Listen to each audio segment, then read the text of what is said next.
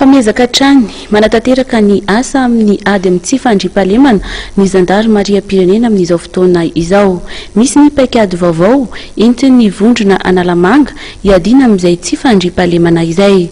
Misy ny fikaonan-doha notanterahan'ny ireo manampahefana isa-tsokajiny androany tetsy Ambohidratrimo.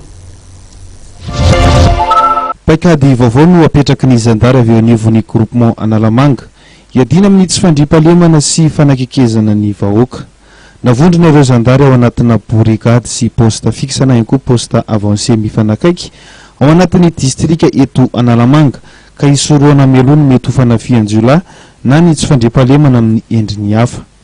Niaraka ny kandoha sy namelabelatra izany paikady vaovao noraisin'ny zandary avy eto Analamanaga izay androany tetsy Ambohidratrimo ireo manampahefana isa-tsokajiny avy amin'ny distrika sy commune. Ito anivon'ny groupement ny zandarimariam Analamanaga manokana dia mahita fa misy fomba fiasa tsy maintsy apetraka izay mifanaraka amin'ny toetrandro, mifanaraka amin'ny toe-java-misy dia raha fehezina dia tsy maintsy ataony tsy maintsy avondrona ny fitaovana saina mivondrona ny olona izay misy eo ampelantanana amin'ny alalan'ny communauté de brigade eo amin'ny sehatry ny distrika zany dia hitambatra ireo poste avancé sy ny brigade amin'ny asa fisorohana.